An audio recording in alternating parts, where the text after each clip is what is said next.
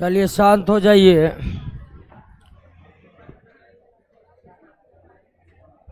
और कहाँ तक हुआ था? Type of reaction. चलिए ध्यान दीजिए कि हम लोग केमिकल रिएक्शन और केमिकल बॉन्डिंग वाला चैप्टर पढ़ रहे हैं। और शुरुआती क्लास में हम लोग ये समझे थे कि रासायनिक अभिक्रिया केमिकल रिएक्शन है क्या,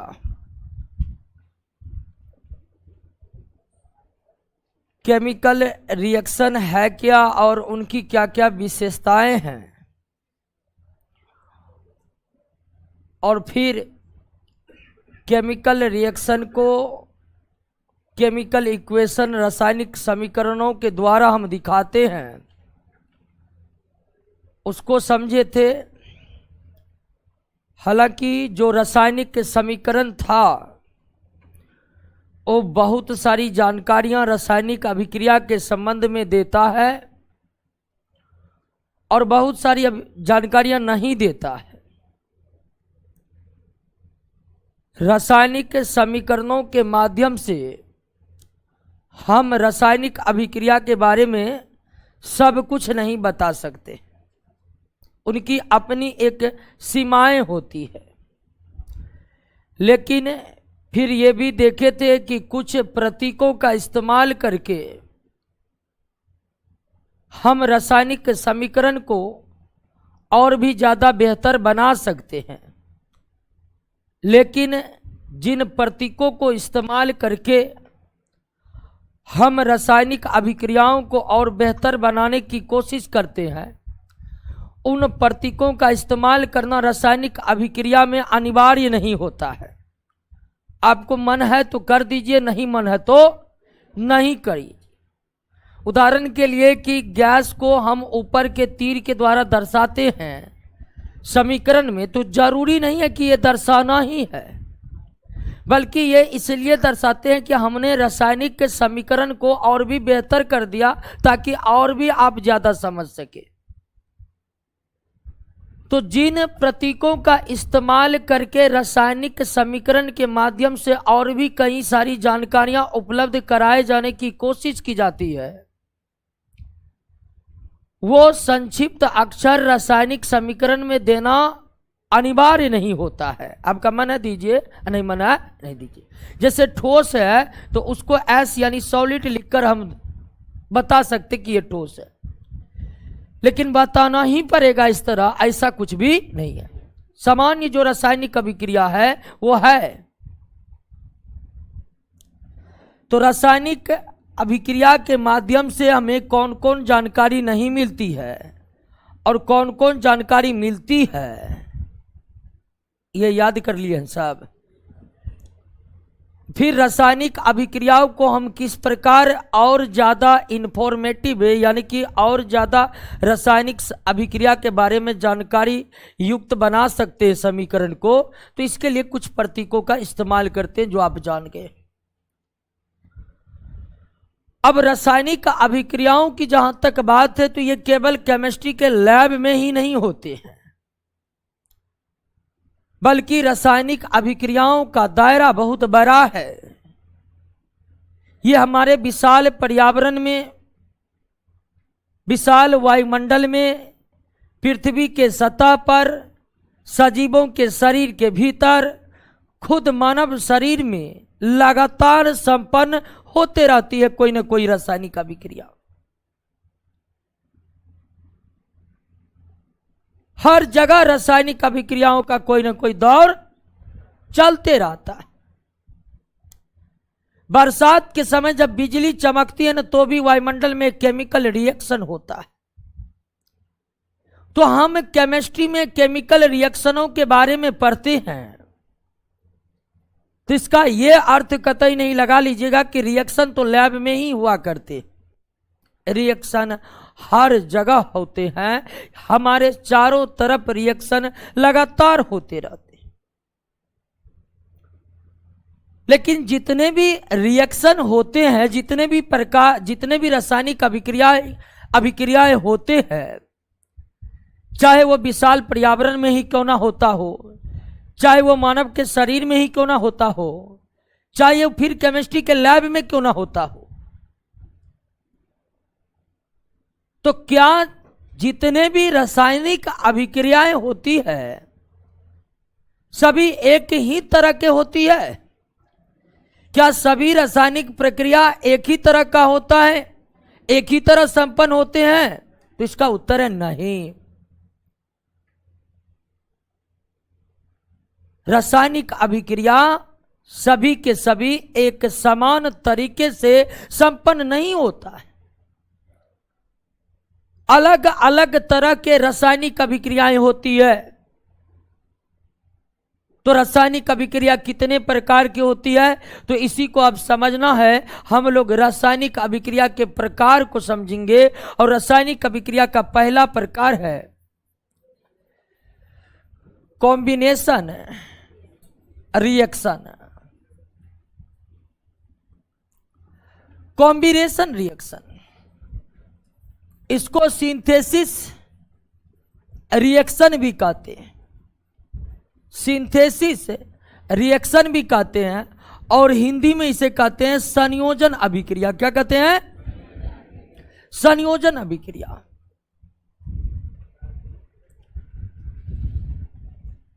अब संयोजन अभिक्रिया किसे कहेंगे, कॉम्बिनेशन रिएक्शन किसे कहेंगे? तो जब दो या दो से अधिक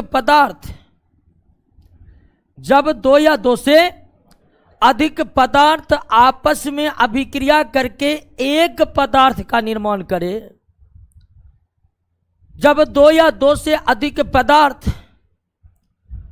आपस में अभिक्रिया करके एक नए गुणों वाले पदार्थ का निर्माण करते हैं, तब उसी अभिक्रिया को क्या कहा जाता है? संयोजन अभिक्रिया। जब दो या दो से अधिक पदार्थ आपस में अभिक्रिया करके एक नए गुणों वाले पदार्थ का निर्माण करता तो उसे क्या कहते हैं? संयोजन अभिक्रिया। उदाहरण के लिए कि मैग्नीशियम ने ऑक्सीजन से अभिक्रिया किया और मैग्नीशियम ऑक्साइड बनाया। दो पदार्थ हैं, आपस में अभिक्रिया करके एक पदार्थ का निर्माण किए हैं, एक नए गुणों वाले पदार्थ का निर्माण किए हैं। यह जो अभिक्रिया है किस प्रकार की अभिक्रिया है?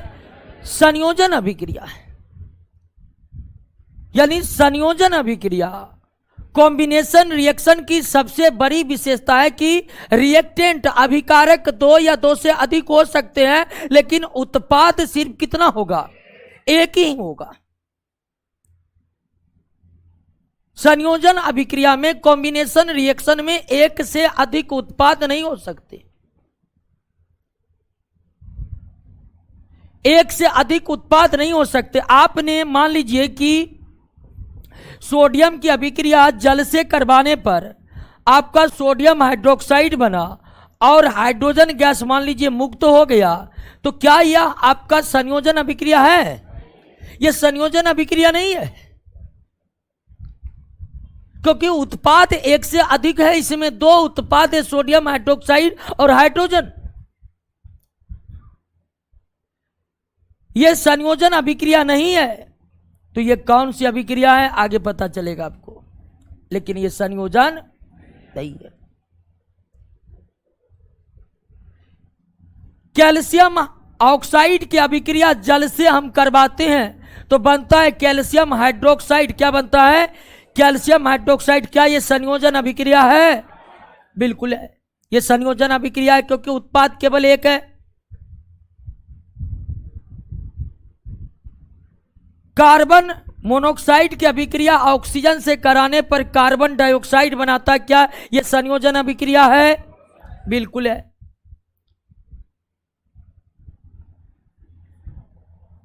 कार्बन की अभिक्रिया ऑक्सीजन से करवाने पर कार्बन डाइऑक्साइड बनता है। क्या यह संयोजन अभिक्रिया है? बिल्कुल है। तो जब दो या दो से अधिक पदार्थ आपस में अभिक्रिया करके एक उत्पाद का निर्माण करता है, तब इसी अभिक्रिया को हम क्या कहते हैं? संयोजन अभिक्रिया कहते हैं। क्या कहते हैं? संयोजन अभिक्रिया कहते हैं। आपके सामने में जितने अभिक्रिया है सभी के सभी संयोजन अभिक्रिया है, क्योंकि अभिकारक कितना भी हो, दो से अधिक हो, लेकिन उत्पाद अगर एक ही है तो वो कौन सी अभिक्रिया है? संयोजन अभिक्रिया है। मैग्नीशियम का ऑक्सीजन से अभिक्रिया करके मैग्नीशियम ऑक्साइड बनाना संयोजन अभिक्रिया है। कैल्शियम ऑक्साइड का जल से अभिक्रिया करके कैल्शियम हाइड्रोक्साइड बनाना संयोजन अभिक्रिया। सारे के सारे संयोजन अभिक्रिया। और संयोजन अभिक्रिया अब देख रहे हैं कि मैग्नीशियम तत्व है, ऑक्सीजन तत्व है। मैग्नीशियम तत्व है, ऑक्सीजन तत्व है। कैल्शियम ऑक्साइड यौगिक है, जल यौगिक है। कार्बन मोनोऑक्साइड यौगिक है, ऑक्सीजन तत्व है। कार्बन तत्व है, ऑक्सीजन तत्व है। तो क्या दो तत्वों के बीच संयोजन अभिक्रिया संभव है? बिल्कुल संभव है। क्या दो यौगिकों के बीच संयोजन अभिक्रिया संभव है? बिल्कुल संभव है। क्या एक तत्व एक यौगिक के बीच संयोजन अभिक्रिया संभव है? बिल्कुल संभव है। हो रहा है आपके सामने। तो संयोजन अभिक्रिया दो तत्व के बीच हो सकता है। संयोजन अभिक्रिया दो यौगिकों के बीच हो सकता है। संयोजन अभिक्रिया एक तत्व और एक यौगिक के बीच हो सकता है। क्लियर बात समझ में आ गई आपको? कोई दिक्कत नहीं। संयोजन अभिक्रिया समझ गए? कोई दिक्कत नहीं ना। अब यहां पर एक और अभिक्रिया का हम जिक्र कर देते हैं, जिसका नोट में पीछे में जिक्र है, लेकिन इसको आप यहीं पर समझ लीजिए, बेहतर तरीके से समझिएगा। एक्जो थर्मिक रिएक्शन,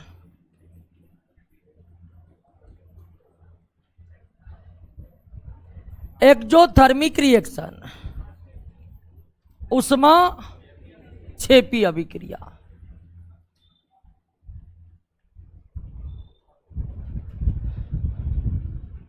संयोजन अभिक्रिया समझ गए सब?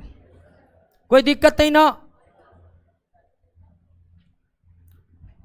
अच्छा, एक क्वेश्चन पूछ रहा है, मैग्नीशियम ऑक्सीजन से अभिक्रिया करके मैग्नीशियम ऑक्साइड बनाया, तो मैग्नीशियम ऑक्साइड में मैग्नीशियम की बैलेंसी 2 है, ऑक्सीजन की भी बैलेंसी कितनी है? 2 है। तो दोनों में 2-2 लगेगा। दोनों में 2-2 लगेगा। 2 को क्या करते हैं? फार्मूला कैसे बनता है इसके बारे में तो जिक्र कर चुके हैं। अब ये समीकरण बैलेंस नहीं है।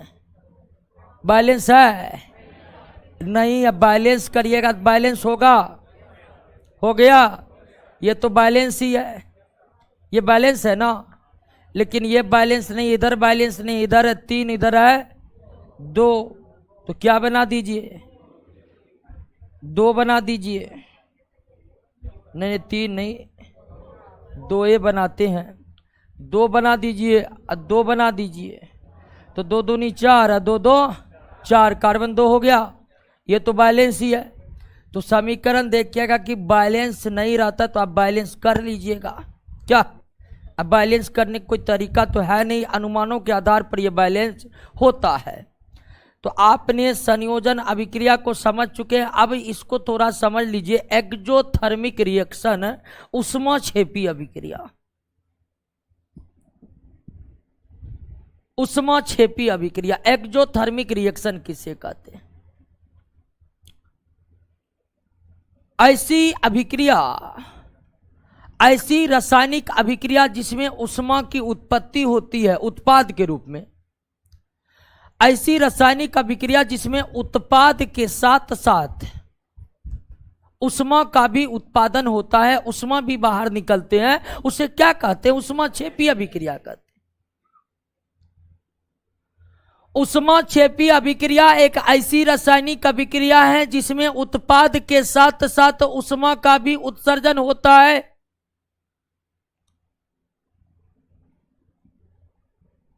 उदाहरण के लिए कि कार्बन को ऑक्सीजन के साथ अभिक्रिया कराने से कार्बन डाइऑक्साइड तो बनता ही बनता है, लेकिन उसके साथ क्या रहता है? ऊष्मा भी बनता है।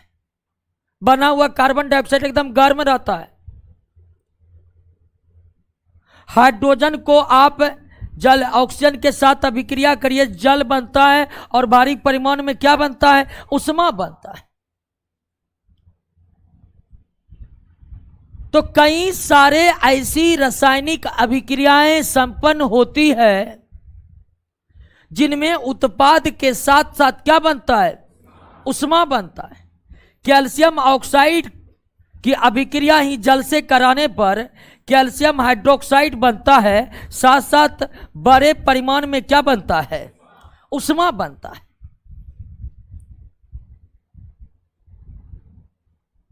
ऐसी ही रासायनिक अभिक्रिया को हम क्या कहते हैं? ऊष्माक्षेपी कहते हैं। और यहां पर आप जितना भी ऊष्माक्षेपी रासायनिक अभिक्रिया का एग्जाम्पल देख रहे हैं, सबके सब आपका संयोजन अभिक्रिया है, कॉम्बिनेशन रिएक्शन है कि नहीं? दो मिलकर एक उत्पाद बन रहे हैं। ऊष्मा को उत्पाद नहीं माना जाएगा, ऊष्मा पदार्थ नहीं ना है, तो ऊष्मा कोई उत्पाद नहीं है। उत्पाद वही होगा जो पदार्थ होगा, जिसमें द्रव्यमान होगा। तो ये सभी के सभी कौन अभिक्रियाएं हैं? संयोजन अभिक्रियाएं। लेकिन इन संयोजन अभिक्रियाएं में क्या उत्पन्न होती है? ऊष्मा उत्पन्न होती है। यानी कि अधिकांश संयोजन अभिक्रिया की प्रकृति कैसी होती है? ऊष्माक्षेपी होती है। जब दो या दो से अधिक पदार्थ आपस में अभिक्रिया करके एक नए गुणों वाले पदार्थ का निर्माण करता है, तो ऐसी ही रासायनिक अभिक्रिया क्या कहलाती है?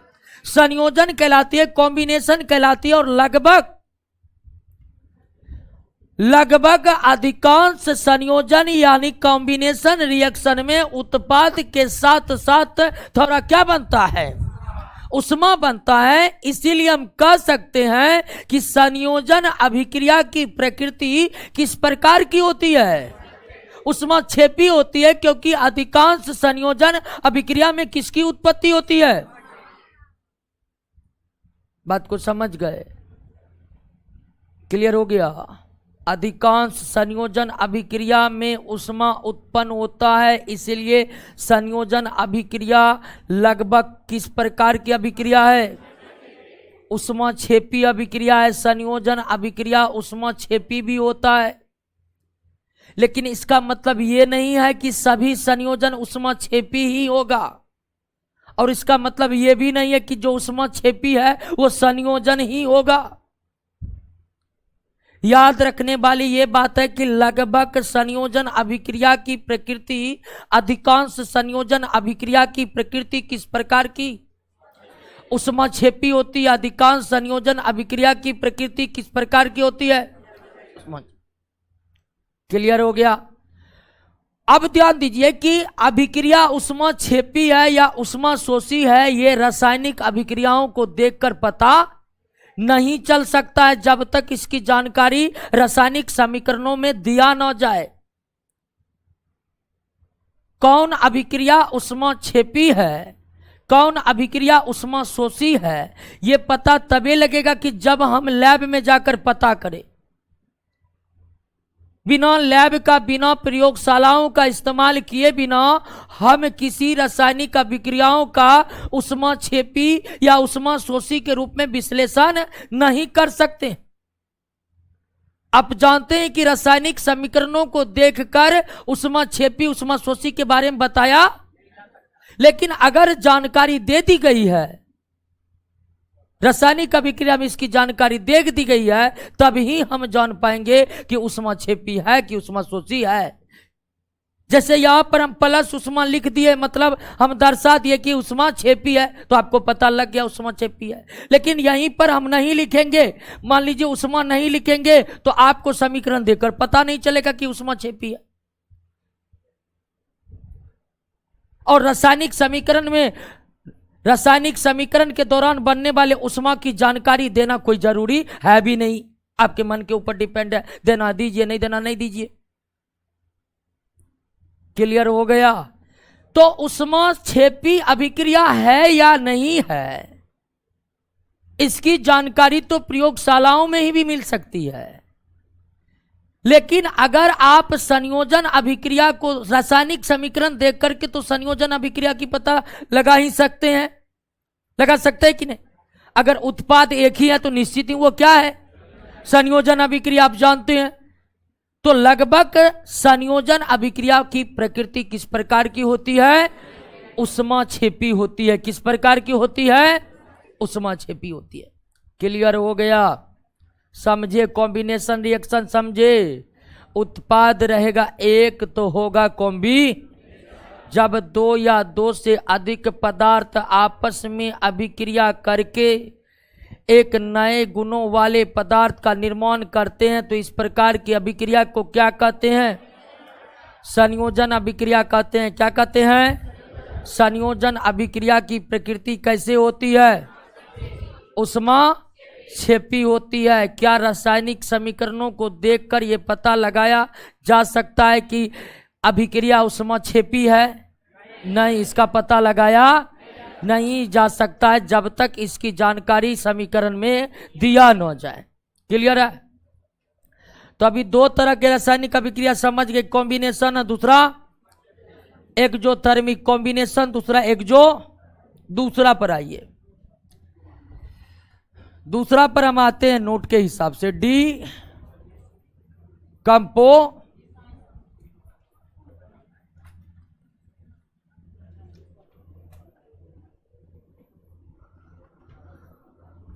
डीकंपोजिशन रिएक्शन, यानी अपघटन अभिक्रिया। अपघटन अभिक्रिया यह संयोजन अभिक्रिया के ठीक विपरीत है, एकदम उल्टा। डीकंपोजिशन रिएक्शन जो है संयोजन अभिक्रिया के ठीक उल्टा है, ठीक उल्टा। कैसे उल्टा है तुरंत पता चलेगा आपको। जब कोई एक पदार्थ जैसे फेरस सल्फेट, फेरस सल्फेट को हम अगर गर्म कर दें तो बनता है Fe2O3 यानी फेरस ऑक्साइड, सल्फर डाइऑक्साइड और सल्फर ट्राई ऑक्साइड बनता है। बैलेंस करिएगा, यहां 2 आ जाएगा, बैलेंस हो गया। हमने फेरस सल्फेट को गर्म किए, 3 नए गुणों वाले पदार्थ का निर्माण हुआ, लौ oxide, sulphur dioxide, sulphur trioxide. Calcium carbonate को अगर आप गर्म कीजिएगा तो बनेगा calcium oxide, carbon dioxide. इन दोनों ही रासायनिक अभिक्रिया में आप क्या देख रहे हैं कि अभिकारक मात्र एक है, उत्पाद एक से अधिक है। अभिकारक रिएक्टेंट मात्र एक है, प्रोडक्ट एक से अधिक है। ऐसी तमाम रासायनिक अभिक्रिया जिसमें एक पदार्थ टूटकर 2 या 2 से अधिक नए गुणों वाले पदार्थ का निर्माण करे तो उसे हम अपघटन अभिक्रिया कहते हैं, उसे हम अपघटन अभिक्रिया कहते हैं। फेरस सल्फेट का गर्म होकर ferric oxide, sulphur dioxide, sulphur trioxide में कन्वर्ट होना अपघटन अभिक्रिया है। कैल्शियम कार्बोनेट का गर्म होकर कैल्शियम ऑक्साइड और कार्बन डाइऑक्साइड में कन्वर्ट होना अपघटन अभिक्रिया है। जब एक अभिकारक के दो या दो से अधिक उत्पाद दे तो इसी प्रकार के अभिक्रिया को क्या कहते हैं? अपघटन अभिक्रिया कहते हैं। क्या कहते हैं? अपघटन अभिक्रिया कहते हैं। शुरुआत में क्या बोले थे कि अपघटन अभिक्रिया संयोजन अभिक्रिया के ठीक विपरीत है। संयोजन अभिक्रिया में उत्पाद एक था, इसमें अभिकारक एक है। संयोजन अभिक्रिया में अभिकारक दो या दो से अधिक था, इसमें उत्पाद दो या दो से अधिक है कि नहीं? है उल्टा। संयोजन अभिक्रिया के ठीक विपरीत अभिक्रिया को क्या कहते हैं? अपघटन कहते हैं। या अपघटन अभिक्रिया के ठीक विपरीत अभिक्रिया को क्या कहते हैं? संयोजन अभिक्रिया कहते हैं।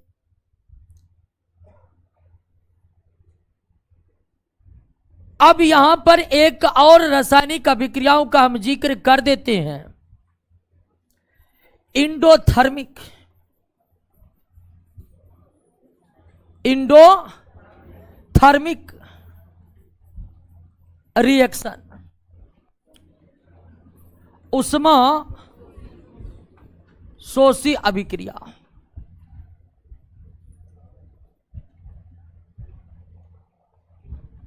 उष्मा शोषी अभिक्रिया इंडोथर्मिक, और नाम से ही आपको पता लग गया होगा ये कौन सी अभिक्रियाएं हैं। ऐसी रासायनिक अभिक्रिया जिसमें उष्मा देनी पड़े, ऐसी रासायनिक अभिक्रिया जिसमें उष्मा देनी पड़े तब जाकर रासायनिक अभिक्रिया संपन्न हो, उसे हम क्या कहते हैं?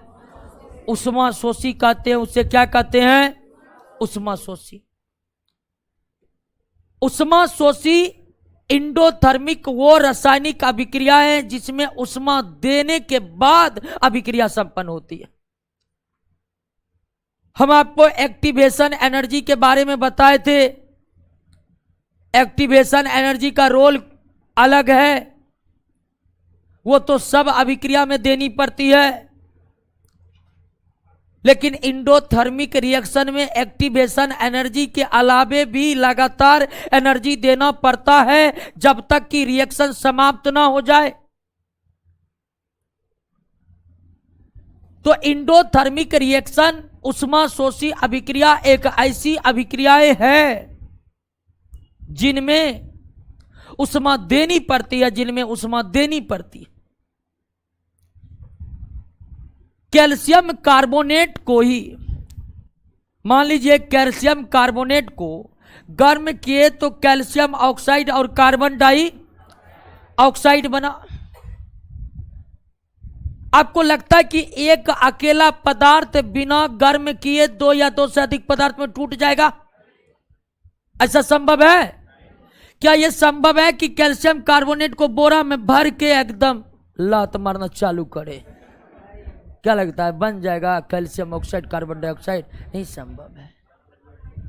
ऐसे जितने भी रिएक्शन है दोस्तों, ध्यान दीजिएगा, ऐसे जितने भी रिएक्शन है, ऐसे जितने भी रिएक्शन है जिसमें अभिकारक मात्र कितना है? एक। अभिकारक मात्र कितना है?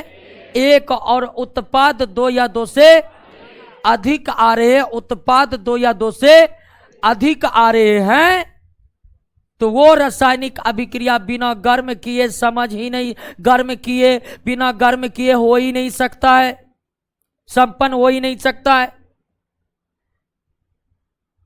फेरस सल्फेट को या पोटेशियम क्लोरेट को KClO3 potassium chlorate, potassium chlorate को जब तक हम गर्म नहीं करेंगे ये पोटेशियम क्लोराइड और ऑक्सीजन में नहीं बदलेगा।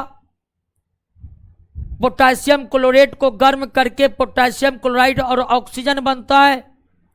तो क्या यह संभव है कि हम पोटेशियम क्लोरेट को रख दे और वह पोटेशियम क्लोराइड ऑक्सीजन में कन्वर्ट हो जाएगा? नहीं।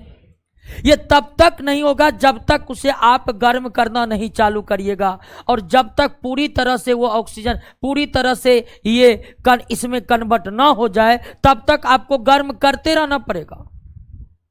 गर्म करना या उष्मा देना रोकिएगा, अभिक्रिया रुक जाएगा। तो ये जो अपघटन अभिक्रिया है, डिकम्पोजिशन रिएक्शन है। अपघटन अभिक्रिया गर्म करके अर्थात उष्मा देने के बाद ही संपन्न होती है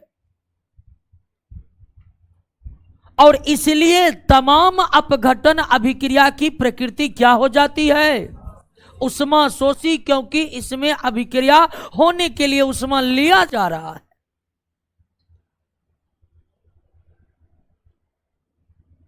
अपघटन अभिक्रिया जो है वो बिना गर्म किए संपन्न हो ही नहीं सकता है, बिना उष्मा दिए संभव ही नहीं है अपघटन अभिक्रिया होना। इसलिए अपघटन अभिक्रिया की प्रकृति क्या होती है? उष्मा शोषी होती है। अपघटन अभिक्रिया की प्रकृति क्या होती है? उष्मा शोषी। संयोजन अभिक्रिया की प्रकृति उष्मा क्षेपी होती है और अपघटन अभिक्रिया की प्रकृति उष्मा शोषी होती है।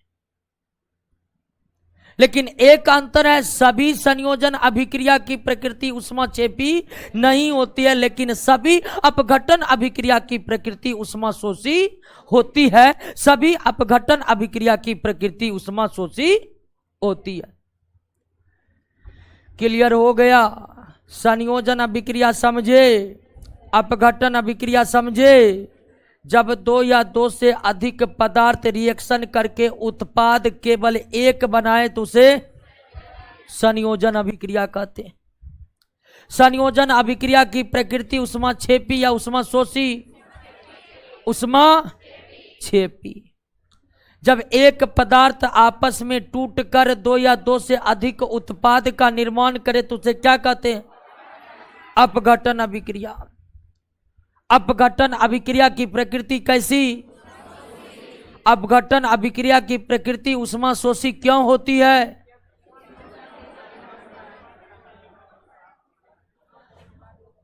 अब थोड़ा सा आप ध्यान दीजिए कि दो तत्वों के बीच संयोजन अभिक्रिया हो सकता है, दो यौगिकों के बीच संयोजन अभिक्रिया हो सकता है, एक तत्व एक यौगिक के बीच संयोजन अभिक्रिया हो सकता है, ये बात आप जान चुके हैं। लेकिन अपघटन अभिक्रिया में जब भी भाग लेगा यौगिक ही भाग लेगा, क्योंकि तत्व को गर्म करिएगा तो एक तत्व दो पदार्थ बन सकते हैं? नहीं बन सकते। तो कोई अभिक्रिया अपघटन अभिक्रिया है तो उसमें अभिकारक एक ही होगा, और जो एक अभिकारक होगा वो निश्चित रूप से तत्व नहीं होगा, 100% वो क्या होगा? यौगिक होगा। क्लियर हो गया? बात समझ गए? कोई दिक्कत नहीं ना? तो अपघटन अभिक्रिया में जब भी कोई अभिकारक होगा उसकी संख्या मात्र कितनी होगी? एक होगी, और वह एक अभिकारक जो है, एक अभिकारक जो है हमेशा क्या होगा? यौगिक होगा। क्या बोले? एग्जाम्पल? अरे हल्ला मत करिए, एग्जाम्पल आपके सामने में है क्या? नोट्स में? नोट्स वाला एग्जाम्पल नहीं समझ रहे आप? कौन एग्जाम्पल नहीं समझ रहे? क्या नंबर? 3 नंबर।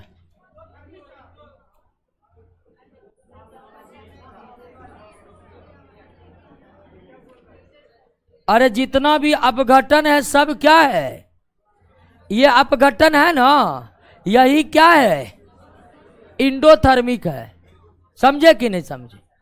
ये भी अपघटन है ना, यही क्या है? इंडोथर्मिक। बता रहे हैं कि संयोजन अभिक्रिया की प्रकृति उष्माक्षेपी और अपघटन अभिक्रिया की प्रकृति। क्लियर? तो यही जो आप देख रहे यही इंडोथर्मिक है। क्लियर?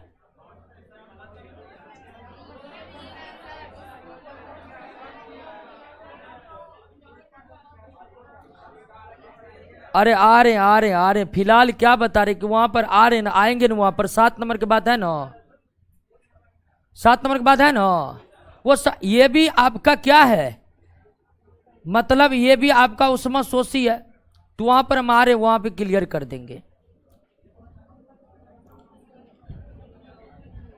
चलिए, संयोजन अपघटन समझे कि नहीं समझे? हम आएंगे वो जो 7 नंबर के बाद उष्मा शोषी और उष्मा छेपी के बाद जो एग्जाम्पल है उसकी बात कर रहे हैं ना, हम आ रहे हैं, उस पर भी आएंगे, बताएंगे। और इससे कुछ नहीं है, उसमें आराम से समझ में आ रहा है। हम क्या कर रहे हैं कि उष्मा शोषी अपघटन अभिक्रिया की प्रकृति उष्मा शोषी होती है। इसका मतलब ये नहीं क्या कि उष्मा शोषी केवल अपघटन ही होगा और कोई उष्मा शोषी होगा ही नहीं होगा, बात को बताइए ना। लेकिन यह तय है कि समस्त अपघटन अभिक्रिया उष्मा शोषी ही होगा, लेकिन जरूरी नहीं कि हर उष्मा शोषी अपघटन ही होगा। बात को समझ रहे हैं? चलिए अब ध्यान दीजिए, आइए तीसरा प्रकार के रिएक्शन पर। संयोजन अभिक्रिया समझे कि नहीं? सभी संयोजन अभिक्रिया क्या उष्मा छेपी ही होगी? नहीं, लेकिन अधिकांश संयोजन अभिक्रिया की प्रकृति क्या होगी? उष्मा छेपी। क्लियर हो गया? ये इसलिए यहीं पर बता दिए कि ताकि आप समझ जाए कि संयोजन अभिक्रिया किसी और रासायनिक अभिक्रिया के परिभाषा पर खरा उतर सकता है। अपघटन अभिक्रिया में उष्मा शोषी इसलिए बता दिए कि ताकि आप ये समझ चुके कि अपघटन रासायनिक अभिक्रिया का एग्जाम्पल कोई और रासायनिक अभिक्रिया का भी एग्जाम्पल हो सकता है, इसलिए यहां पर हम बता दिए हैं। रासायनिक अभिक्रियाओं का बंटवारा 3 तरह से किया जाता है, 3 प्रकार से क्लासिफिकेशन होता है। अभी हम पहला प्रकार पर हैं। तो संयोजन अपघटन अभिक्रिया समझ गए कि नहीं समझ गए? अब रासायनिक समीकरणों को देखकर पता लगा लीजिएगा कौन संयोजन है कौन अपघटन है कि नहीं। मान लीजिए ढेर सारा रासायनिक समीकरण आपको दे देगा, कहेगा कि देखकर बताइए कि कौन संयोजन वाला रिएक्शन है कौन अपघटन वाला रिएक्शन है, आप नहीं बता दीजिएगा? बिल्कुल। संयोजन में उत्पाद कितने होते हैं? 1। और अपघटन में अभिकारक कितने होते हैं? 1। आराम से पहचाना जा सकता है। लेकिन रासायनिक समीकरण को देखकर उष्मा शोषी उष्मा छेपी को पहचाना नहीं जा सकता। उष्मा शोषी उष्मा छेपी की पहचान केवल प्रयोगशाला में हो सकती है, या रासायनिक समीकरण के माध्यम से उष्मा शोषी उष्मा छेपी की पहचान तब हो सकती है जब इसकी जानकारी रासायनिक समीकरण में दिया जाए। तीसरा पर आइए, तीसरा क्या है?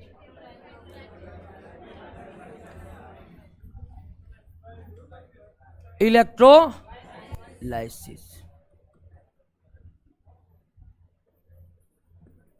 विद्युत अपघटन। ध्यान दीजिए कि अपघटन हम पढ़े अभी तुरंत,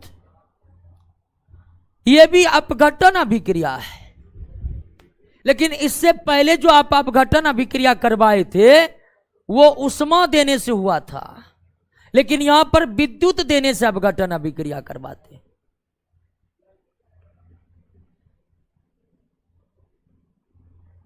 कुछ यौगिक ऐसे होते हैं, एक बात तो समझ गए कि अपघटन अभिक्रिया में अभिकारक केवल कंपाउंड ही हो सकता है, एलिमेंट नहीं हो सकता, तत्व नहीं हो सकता है। कुछ यौगिक ऐसे हैं जिनके जलीय विलयन से विद्युत प्रवाहित करने पर उसके कंपोनेंट क्या हो जाते हैं? अलग अलग हो जाते हैं। उदाहरण के लिए सोडियम क्लोराइड के जलीय विलयन में विद्युत धारा प्रवाहित करने पर सोडियम अलग हो जाता है और क्लोरीन अलग हो जाता है। क्या इसे आप रासायनिक समीकरण मानिएगा? बिल्कुल मानिएगा, क्योंकि आपको नए गुणों वाला पदार्थ प्राप्त हुआ है, सोडियम और क्लोरीन। यह एक रासायनिक अभिक्रिया है। हर वो अभिक्रिया रासायनिक अभिक्रिया होगा जिसमें कोई ना कोई नया पदार्थ बनेगा। सोडियम क्लोराइड के जलीय विलयन में विद्युत धारा प्रवाहित करने पर, सोडियम क्लोराइड के जलीय विलयन में विद्युत धारा प्रवाहित करने पर सोडियम क्लोराइड सोडियम और क्लोरीन में टूट गया। यह कौन सी अभिक्रिया है? यह अपघटन अभिक्रिया है, लेकिन यह विद्युत देने के बाद हुआ, इसलिए यह कैसी अभिक्रिया है? विद्युत अपघटन अभिक्रिया है। तो जब विद्युत धारा प्रवाहित करने पर यौगिक के कंपोनेंट अलग अलग हो जाए, तब ऐसे ही रासायनिक समीकरण को क्या कहते हैं? विद्युत अपघटन कहते हैं। यानी विद्युत अपघटन, इलेक्ट्रोलाइसिस भी एक केमिकल रिएक्शन है, और इलेक्ट्रोलाइसिस अगर केमिकल रिएक्शन है तो इसका मतलब है कि यह ऊष्माशोषी होगा, क्योंकि इसमें भी विद्युत दीजिएगा तबे नहीं यह संपन्न होगा रिएक्शन। अब विद्युत भी ऊर्जा का एक रूप है, यानी इस रिएक्शन को संपन्न कराने के लिए भी आपको बाहर से ऊर्जा देनी पड़ी। जब तक आप बाहर से विद्युत ऊर्जा नहीं दीजिएगा रिएक्शन संपन्न होगा। तो इलेक्ट्रोलाइसिस रिएक्शन की भी प्रकृति क्या है? ऊष्माशोषी है, इंडोथर्मिक है। ऊष्माशोषी है, इंडोथर्मिक है। क्यों? तो यह रिएक्शन में भी ऊर्जा देने के बाद संपन्न होता है। समझ गए इलेक्ट्रोलाइसिस क्या है? अब ध्यान दीजिए कि इलेक्ट्रोलाइसिस होता कैसे, वास्तव में इलेक्ट्रोलाइसिस कैसे। ये तो समान रूप से हम समझ गए कि सोडियम क्लोराइड के जलीय विलयन में जैसे ही विद्युत धारा देंगे, सोडियम अलग क्लोरीन अलग, और ये कहलाया विद्युत अपघटन। लेकिन वास्तविक में विद्युत अपघटन की प्रक्रिया कैसे संपन्न करवाई जाती है उसको भी समझ लीजिए। विद्युत अपघटन इलेक्ट्रोलाइसिस करवाने के लिए एक बड़ा सा बर्तन होता है। एक बड़ा सा बर्तन होता है, फिर उस बर्तन में 2 इलेक्ट्रोड होते हैं। 2 इलेक्ट्रोड होते हैं, एक प्लस और एक माइनस वाला को क्या कहा जाता है? कैथोड कहा जाता है, और प्लस वाला को एनोड कहा जाता है। प्लस वाला को एनोड कहा जाता है। और फिर जिसका हम विद्युत अपघटन करवाना चाहते हैं उसको द्रव अवस्था में, उसको द्रव अवस्था में डालना पड़ेगा, या उसका जलीय विलयन डालना पड़ेगा। आप ठोस रूप में डाल दीजिएगा तो उसका इलेक्ट्रोलाइसिस संभव नहीं है। अब जिसका इलेक्ट्रोलाइसिस करना है उसको या तो द्रव अवस्था में डाल दीजिए, ठोस है तो उसे पिघला कर डालिए, या नहीं तो जलीय विलयन बना करके डाल दीजिए। और उसके बाद विद्युत धारा प्रवाहित करना है तो आपको देना पड़ेगा कौन सा करंट? डीसी। कौन सा करंट? क्योंकि डीसी में ही होता है प्लस और डीसी में ही होता है माइनस। जैसे ही विद्युत धारा दीजिएगा, जैसे सोडियम क्लोराइड देंगे, जैसे ही विद्युत धारा दीजिएगा सोडियम क्लोराइड टूट जाएगा, सोडियम प्लस में और क्लोरीन माइनस। अब माइनस वाला कायदे से कहां जमा होगा? एनोड पर, और प्लस वाला कायदे से कहां जमा होगा? कैथोड पर। क्योंकि प्लस आयन को माइनस वाला खींच लेगा, अब माइनस आयन को, यानी सोडियम क्लोराइड का विद्युत अपघटन करेंगे तो सोडियम कहां निकलेगा? क्लोरीन कहां निकलेगा? एनोड पर। ऐसा क्यों होगा? तो हम जानते हैं क्लोरीन अधातु है, और अधातु जो है हमेशा ऋणात्मक आयन बनाते हैं, और ऋणात्मक आयन को धनात्मक ही ना आकर्षित करेगा। तो क्लोरीन को एनोड आकर्षित कर लिया, क्लोरीन एनोड पर निकल गया। सोडियम चूंकि धातु है, धातु धन आयन का निर्माण करते हैं, तो धातु धन आयन का निर्माण किया, और धन वाला को माइनस वाला यानी कि ऋणात्मक प्लेट खींच लेगा, कैथोड खींच लेगा। तो विद्युत अपघटन ऐसे ही करवाए जाते हैं। आपको पता है कि चल गया कि नहीं चल गया, समझ गए कि ना। ठीक उसी तरह कभी कभी पूछ देता है कि सोडियम क्लोराइड का विद्युत अपघटन करने पर एनोड पर क्या प्राप्त होगा? क्लोरीन। एनोड पर क्या प्राप्त हो रहा है? क्लोरीन गैस प्राप्त होगा। आप याद रखिए कि धातु हमेशा कहां प्राप्त होगा? जैसे आपसे पूछ दिया एल्युमिनियम ऑक्साइड का विद्युत अपघटन करने पर एल्युमिनियम, धातु हमेशा धन आयन बनाते हैं और धन आयन हमेशा कैथोड पर। लौह ऑक्साइड का विद्युत अपघटन करने पर ऑक्सीजन कहां निकलेगा? क्योंकि ऑक्सीजन जो है वो ऋण आयन का निर्माण करेगा और ऋण आयन हमेशा धनात्मक प्लेट पर जाएगा। जल का विद्युत अपघटन करने पर ऑक्सीजन कहां जाएगा और हाइड्रोजन कहां जाएगा? क्योंकि जल का जब विद्युत अपघटन करिएगा, जल का जब विद्युत अपघटन करिएगा तो जल में हाइड्रोजन धनात्मक आयन बनाते हैं, ऑक्सीजन ऋणात्मक। तो ऑक्सीजन माइनस वाला प्लस यानी कहां पर? एनोड पर, प्लस वाला माइनस पर। यानी यह प्रश्न कई बार पूछा गया है कि जल का विद्युत अपघटन करने पर ऑक्सीजन कहां प्राप्त होगा? एनोड पर। कोई दिक्कत? बात को समझ गए कि नहीं समझ गए? तो इलेक्ट्रोलाइसिस की प्रक्रिया कैसी होती है आप समझ गए कि नहीं समझ गए? एक बर्तन होता है, दो इलेक्ट्रोड होते हैं, कौन सा करंट देते हैं? और उसके बाद आयन में टूटने की घटना होती है और आपका इलेक्ट्रोलाइसिस कंप्लीट हो जाता है। लेकिन ध्यान दीजिए कि इलेक्ट्रोलाइसिस केवल उन यौगिकों का होगा जिन यौगिकों के अवयव आयन में टूटते हैं। कई ऐसे यौगिक है जो आयन में टूटते ही, तो उसका इलेक्ट्रोलाइसिस भी संभव नहीं है। कार्बन डाइऑक्साइड का इलेक्ट्रोलाइसिस संभव नहीं है, क्योंकि कार्बन डाइऑक्साइड टूटकर कार्बन ऑक्सीजन के आयन में नहीं बदलते हैं। तो विद्युत अपघटन के द्वारा हम सभी यौगिकों के कंपोनेंट को अलग नहीं कर सकते हैं, केवल उन्हीं यौगिकों के अवयव को अलग कर सकते हैं जो अपने आयन में टूट जाते। क्लियर हुआ? विद्युत अपघटन समझे? इलेक्ट्रोलाइसिस यानी विद्युत अपघटन भी डीकंपोजिशन रिएक्शन है। विद्युत अपघटन भी किस प्रकार का रिएक्शन है? डीकंपोजिशन रिएक्शन है। बस अंतर यही है कि 2 नंबर का जो डीकंपोजिशन अपघटन परे वो उष्मा के द्वारा हो रहा था और यहां पर किसका द्वारा हुआ? विद्युत के द्वारा।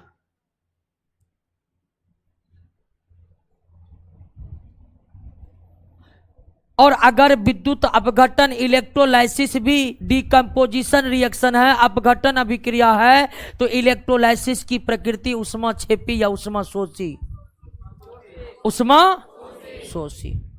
कोई दिक्कत? समझ गए बात को? अब ये प्रश्न मान लीजिए पूछ दिया, जिंक ऑक्साइड का विद्युत अपघटन करेंगे, जिंक ऑक्साइड का विद्युत अपघटन करेंगे तो विद्युत अपघटन होगा? होगा, क्योंकि जिंक धातु है, ऑक्सीजन। 1 मिनट ध्यान दीजिए, क्लोराइड ऑक्साइड वाला यौगिक का विद्युत अपघटन होगा ही, क्लोराइड और ऑक्साइड वाला का। कार्बनिक यौगिक का विद्युत अपघटन, ऑर्गेनिक कंपाउंड का विद्युत अपघटन नहीं होगा। ऑर्गेनिक कंपाउंड जिसमें कार्बन रहते। बात को समझ गए कि नहीं समझ गए? अब कुछ अपवाद इसमें है, लेकिन अधिकांशतः ऑर्गेनिक कंपाउंड कार्बनिक यौगिक का विद्युत अपघटन होता। तो जिंक ऑक्साइड का विद्युत अपघटन होगा, क्योंकि इसमें एक जिंक है, इसमें ऑक्सीजन है। और आप ध्यान रखिएगा कि क्लोराइड यौगिक ऑक्साइड यौगिक का विद्युत अपघटन होगा ही, तो जिंक बनेगा प्लस, ऑक्सीजन बनेगा प्लस वाला जाएगा माइनस पर, यानी कहां पर? कैथोड पर। और ये जाएगा आपका। तो जब भी विद्युत अपघटन वाला सवाल पूछे, अब पूछ दे कि एल्युमिनियम कहां जाएगा, जिंक कहां जाएगा, लोहा कहां जाएगा, धातु कहां जाएगा, तो धातु कहां जाएगा, क्लोरीन ऑक्सीजन कहां जाएगा। विद्युत अपघटन की प्रक्रिया में कोई भी क्लोरीन ऑक्सीजन गैस जहां भी बने वो हमेशा कहां निकलेगा, एनोड पर। और जो धातु है वो हमेशा कहां जाएगा, कैथोड पर। धातु हमेशा कहां जाएगा। क्लियर हुआ। 3 अभिक्रिया समझ गए, समझते जा रहे हैं कि नहीं। 4 नंबर में क्या है,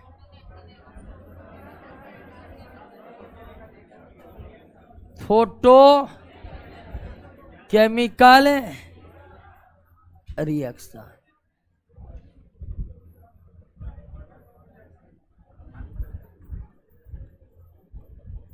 प्रकाश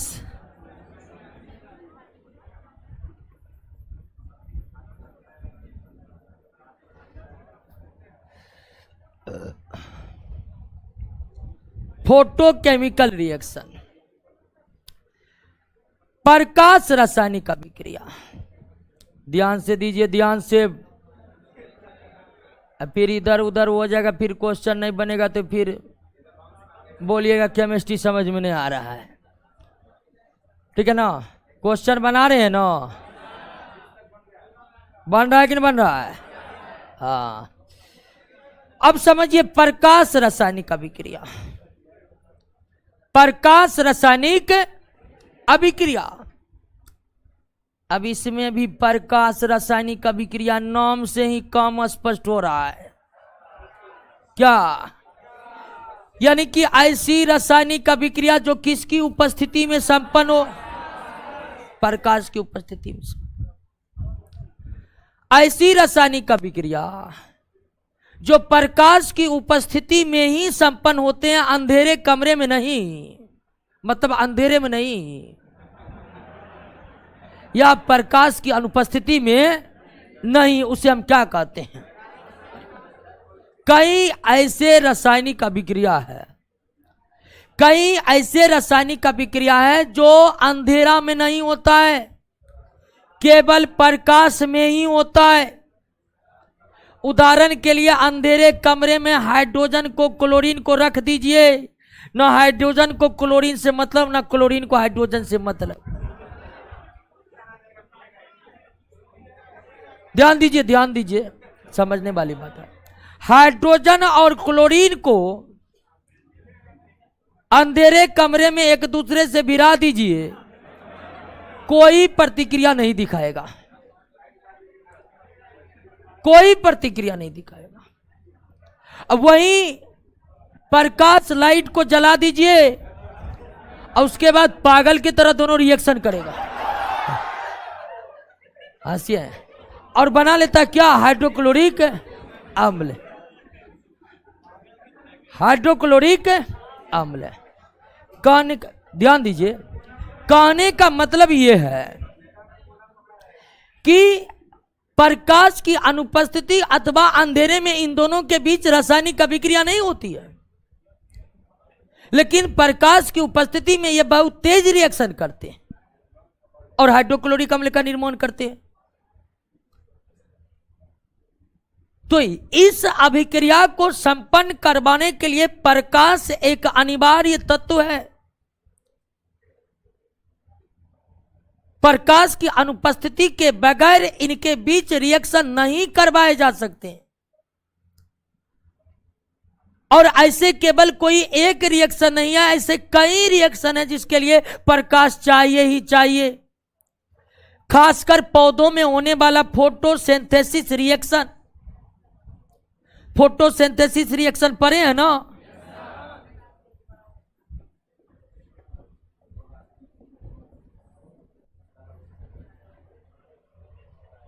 ये फोटोसिंथेसिस रिएक्शन है 6-12-6-6, ये फोटोसिंथेसिस रिएक्शन है। और आप जानते हैं कि फोटोसिंथेसिस रिएक्शन प्रकाश की उपस्थिति में ही संपन्न हो सकती है। प्रकाश की अनुपस्थिति में फोटोसिंथेसिस रिएक्शन हो सकता है? नहीं हो सकता। ये फोटोसिंथेसिस रिएक्शन भी एक प्रकार का फोटोकेमिकल रिएक्शन है, क्योंकि ये भी प्रकाश की उपस्थिति में ही हो रहा है। ये भी प्रकाश की उपस्थिति में ही हो रहा है।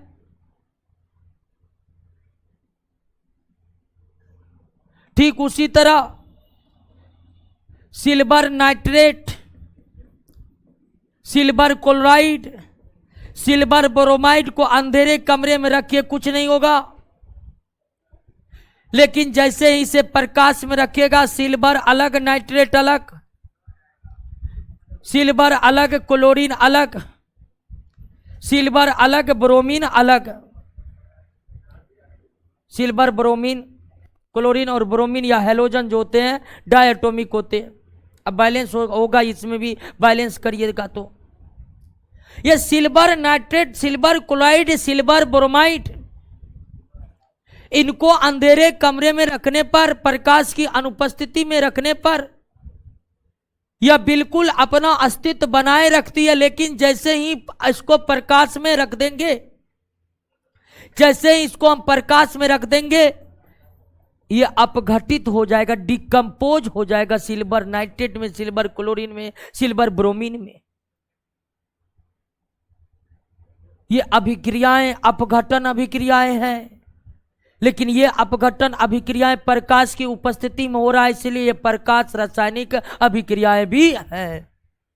और आप लोग ध्यान रखिएगा कि एक रासायनिक अभिक्रिया एक से अधिक रासायनिक अभिक्रियाओं के परिभाषा पर खरा उतर सकता है। उदाहरण के लिए ये अपघटन अभिक्रिया है कि नहीं, और चूंकि ये प्रकाश में हो रहा है तो ये प्रकाश रासायनिक अभिक्रिया भी है। ठीक उसी तरह ऊपर वाले अभिक्रिया को देखिए, ये संयोजन अभिक्रिया है कि नहीं है कि नहीं है? ये संयोजन अभिक्रिया भी है, लेकिन ये प्रकाश की उपस्थिति में हो रहा है, तो हम कह सकते कि ये प्रकाश रासायनिक अभिक्रिया भी है। ये संयोजन अभिक्रिया के भी परिभाषा पर खरा उतर रहा है, और ये प्रकाश रासायनिक अभिक्रिया के भी परिभाषा पर खरा उतर रहा है। क्लियर है बात, समझ गए? ऐसी रासायनिक अभिक्रिया जो प्रकाश की उपस्थिति में संपन्न होती है उसे क्या कहते हैं? प्रकाश रासायनिक अभिक्रिया। ऐसी रासायनिक अभिक्रिया जो प्रकाश की उपस्थिति में संपन्न होती है उसे क्या कहते हैं? अब आप ध्यान दीजिए कि प्रकाश भी एक प्रकार का ऊर्जा है। प्रकाश भी एक प्रकार का क्या है? और प्रकाश रासायनिक अभिक्रिया में भी प्रकाश की आवश्यकता है, ऊर्जा की आवश्यकता है। प्रकाश रासायनिक अभिक्रिया बिना प्रकाश के अर्थात बिना ऊर्जा के संपन्न हो नहीं सकता है। इसका मतलब है दोस्तों कि प्रकाश रासायनिक अभिक्रिया भी एक ऊष्मा शोषी अभिक्रिया का उदाहरण है। प्रकाश रासायनिक अभिक्रिया भी एक ऊष्मा शोषी रासायनिक अभिक्रिया का उदाहरण है। अब आपका यह रिएक्शन संयोजन रिएक्शन भी है, यह रिएक्शन प्रकाश रासायनिक रिएक्शन भी है, और यह ऊष्मा शोषी भी है। तीन रासायनिक अभिक्रिया के परिभाषा पर खरा उतर रहा है आपका यह रासायनिक अभिक्रिया। तो आप ये मानकर चलिए कि एक प्रकार की रासायनिक अभिक्रियाएं केवल एक ही प्रकार के रासायनिक अभिक्रिया के परिभाषा पर खरा नहीं उतरता है, वो और भी कई रासायनिक अभिक्रियाओं के परिभाषा पर खरा उतर सकता है। उदाहरण के लिए यहां पर एक प्रोडक्ट बना है, ये संयोजन है, इसके लिए प्रकाश चाहिए, इसलिए प्रकाश रासायनिक अभिक्रिया है। और प्रकाश एक प्रकार का ऊर्जा है, तो इस रिएक्शन को ऊर्जा चाहिए ही चाहिए, इसलिए यह ऊष्मा शोषी भी है। हाइड्रोजन और क्लोरीन के बीच होकर हाइड्रोक्लोरिक एसिड का निर्माण होना संयोजन अभिक्रिया के भी उदाहरण है, प्रकाश रासायनिक अभिक्रिया के भी उदाहरण है, और इसके साथ साथ ये ऊष्मा शोषी रासायनिक अभिक्रिया के भी उदाहरण। क्लियर हो गया बात, समझ गए? जब अभिकारक दो या दो से अधिक हो, उत्पाद केवल एक हो, तो उसे क्या कहते हैं? संयोजन अभिक्रिया। अधिकांश संयोजन अभिक्रिया की प्रकृति ऊष्मा क्षेपी होती है। जब अभिकारक केवल एक उत्पाद दो या दो से अधिक हो तो वो अपघटन अभिक्रिया। अपघटन अभिक्रिया की प्रकृति ऊष्मा शोषी होती है। जब अपघटन अभिक्रिया विद्युत के मदद से करवाया जाए तो उसे विद्युत अपघटन अभिक्रिया कहते हैं, जिसमें धातु कैथोड पर, अधातु एनोड पर प्राप्त होते हैं। धातु कैथोड पर, अधातु। कुछ रासायनिक अभिक्रिया प्रकाश की उपस्थिति में ही संपन्न होता है। प्रकाश की उपस्थिति में ही संपन्न होता है। तो जो रासायनिक अभिक्रिया प्रकाश की उपस्थिति में संपन्न होता है उसे हम प्रकाश रासायनिक अभिक्रिया कहते हैं। क्लियर हो गया? अगला क्या है?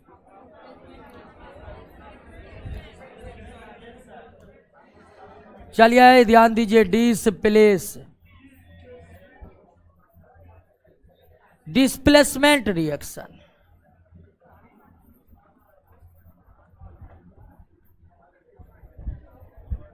विस्थापन अभिक्रिया। बात मत कीजिए, विस्थापन अभिक्रिया। विस्थापन अभिक्रिया, डिस्प्लेसमेंट रिएक्शन। अब इसका नाम ही है डिस्प्लेसमेंट, यानी कोई एक पदार्थ का कोई भाग डिस्प्लेस होकर दूसरा चला। ऐसी रासायनिक अभिक्रिया। एक क्वेश्चन है, कैसे जाने कि 2 HCl बने? सर हम कैसे जाने कि 2 HCl बनेगा? चल नहीं रहा है।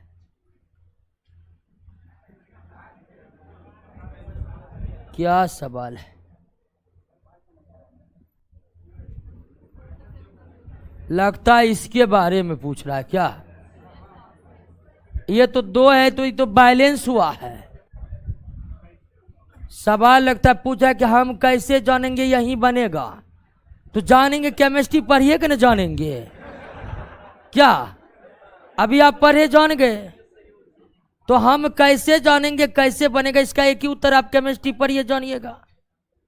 आप केमिस्ट्री नहीं पढ़िएगा तो कैसे पता चलेगा कि कार्बन कार्बन डाइऑक्साइड बनाता है? नहीं ना, नहीं बनाता। मतलब कार्बन ऑक्सीजन से अभिक्रिया करके कार्बन डाइऑक्साइड बनाता है।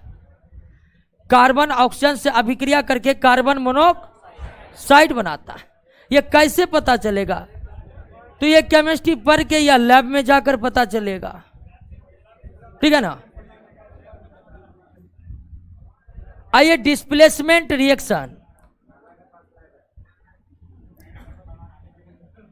डिस्प्लेसमेंट रिएक्शन पर आइए। तो बफरिंग हो रहा है क्या? ज्यादा चल रहा है ना? तब यहां पर चल रहा है।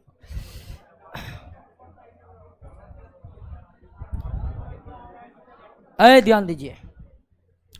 डिस्प्लेसमेंट रिएक्शन, जैसे ही नाम से ही स्पष्ट हो रहा है कि इस रिएक्शन में एक पदार्थ का कोई हिस्सा डिस्प्लेस होकर के दूसरे पदार्थ के पास चला जाएगा या अलग हो जाएगा। Displacement reaction. लेकिन डिस्प्लेसमेंट रिएक्शन को हम समझे, इसके लिए जरूरी है, डिस्प्लेसमेंट रिएक्शन को समझे इसके लिए जरूरी है कि हम रिएक्टिविटी सीरीज को समझ ले। बिना रिएक्टिविटी सीरीज को समझे डिस्प्लेसमेंट रिएक्शन को समझा नहीं जा सकता। और रिएक्टिविटी सीरीज आपके नोट में भी दिया हुआ है। रिएक्टिविटी सीरीज को देखने से यह पता चलता है कि कौन धातु कितना ज्यादा अभिक्रियाशील है। देख लीजिए एक बार रिएक्टिविटी सीरीज। हमने 3 भागों में बांट दिया है। एक बहुत ज्यादा अभिक्रियाशील, एक मध्यम अभिक्रियाशील और एक बहुत कम अभिक्रियाशील।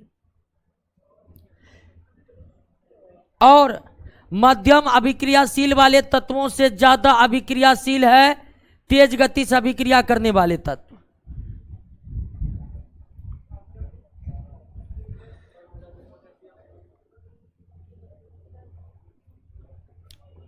रिएक्टिविटी सीरीज पढ़िए 2-3 बार।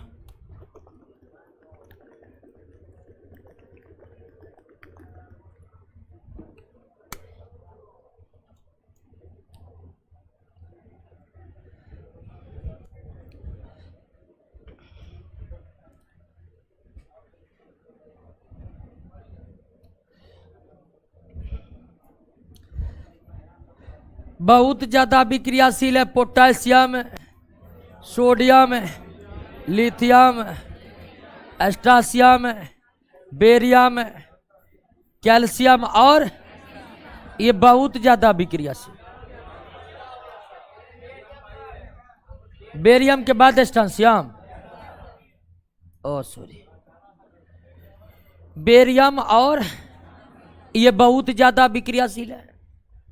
मतलब मैग्नीशियम से ज्यादा अभिक्रियाशील, कैल्शियम से ज्यादा, सबसे ज्यादा ये बहुत ज्यादा अभिक्रियाशील।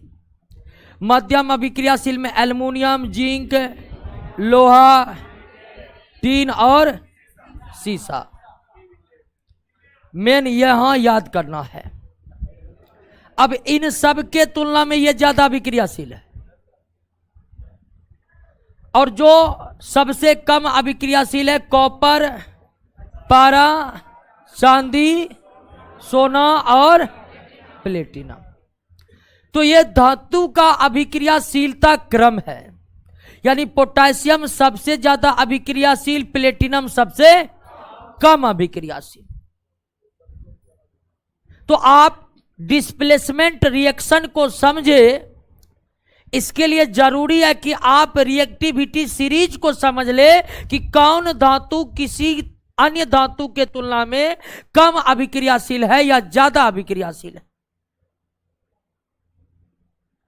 कम अभिक्रियाशील है या ज्यादा अभिक्रियाशील है।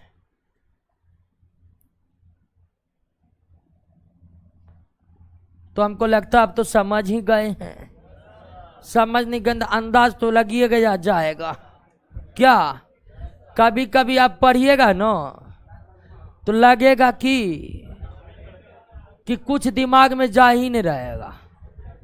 पढ़ भी रहे, टेंशन भी हो रहा कि पढ़ाई नहीं हो रहा।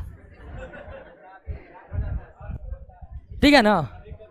हाँ, कभी कभी एकदम होगा, पढ़ रहे हैं और पढ़ते समय टेंशन होगा कि हम पढ़ नहीं रहे हैं।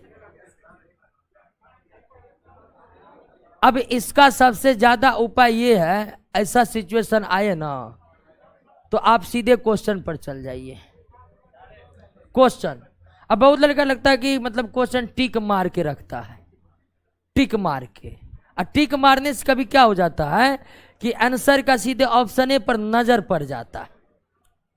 अब सी में टिक मारे हैं, सब दिन उसी को देख रहे हैं, अच्छा अच्छा, उसके बाद नजर आ जाए सी, उसके बाद उत्तर नहीं याद रहेगा, उत्तर याद रहेगा सी, डी, बी, ऐसे करके। तो अगर आप टिक मार के आंसर याद करते हैं तो एक बिना टिक मारे वाला भी रखिए। और जब ऐसा सिचुएशन आ जाए ना तो सीधे प्रश्न बनाइए। केमिस्ट्री में भी यही हुआ, शुरुआत में खूब हल्ला करता, सर केमिस्ट्री नहीं समझे। अब पकड़े एक दिन क्वेश्चन बनाओ तो परमाणु कितने मॉलिक्यूल है? 3। कल समझ में आ रहा है, समझ में आ रहा है। अब क्या करना, इतना समझ, मतलब इतना केमिस्ट्री समझ में आनी चाहिए कि अब सब कुछ तो नहीं निकल जाएगा। IIT नीट का एग्जाम तो आपको निकालना नहीं कि पूरा समझ में आ जाना चाहिए।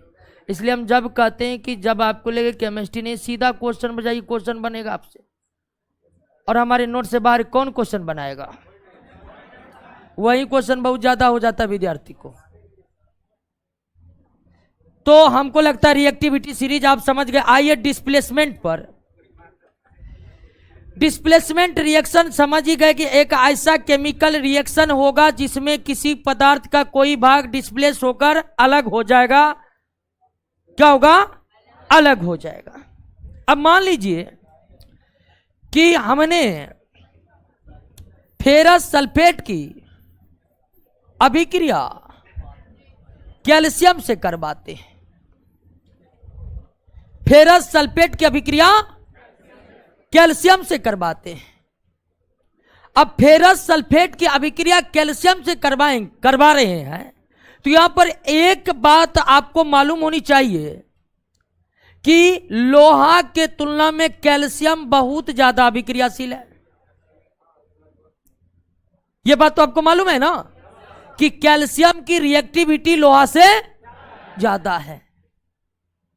और ऐसी अभिक्रिया में क्या होते हैं जानते हैं कि अधिक अभिक्रियाशील धातु अपने से कम अभिक्रियाशील धातु वाले पदार्थ का एक ग्रुप छीन लेता है। कैल्शियम जैसे भिड़ेगा फेरस सल्फेट से, तुरंत कैल्शियम कहेगा दे दो सल्फेट, क्योंकि तुम्हारे पास पावर नहीं इसको रखने का, और बन जाएगा क्या, कैल्शियम सल्फेट, और लोहा क्या हो जाएगा, फ्री हो जाएगा। लोहा क्या हो जाएगा, अधिक अभिक्रियाशील धातु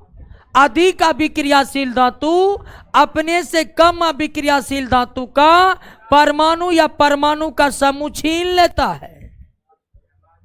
और इस अभिक्रिया में देखिए कि सल्फेट यहां से डिस्प्लेस होकर इसके पास आ गया है, आ गया कि ना गया है। तो यह रिएक्शन डिस्प्लेसमेंट रिएक्शन है। यह रिएक्शन कैसा रिएक्शन है, क्योंकि आप देख रहे हैं कि सल्फेट एक जगह से डिस्प्लेस होकर दूसरे जगह जा रहा है कि जा रहा है, सल्फेट एक जगह से डिस्प्लेस होकर दूसरे जगह जा रहा है कि जा रहा है, कोई दिक्कत है इसमें।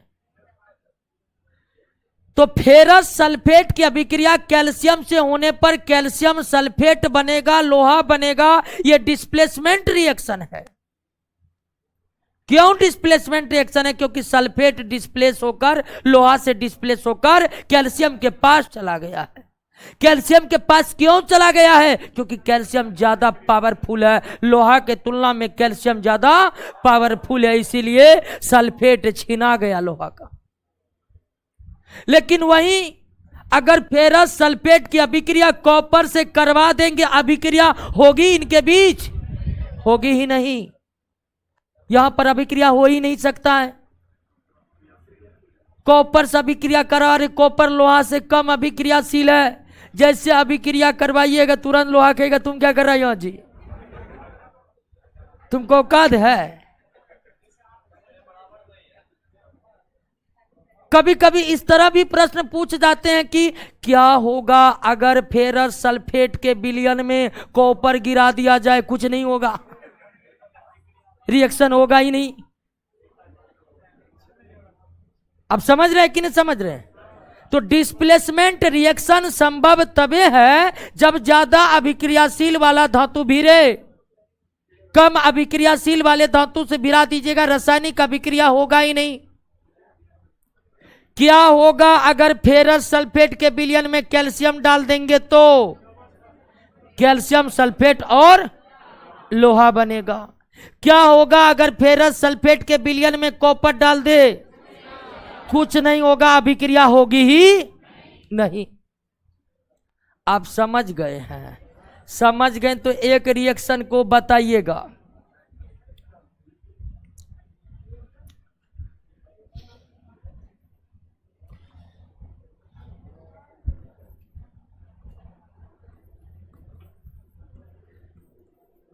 सिल्वर नाइट्रेट की अभिक्रिया सोडियम से संभव है।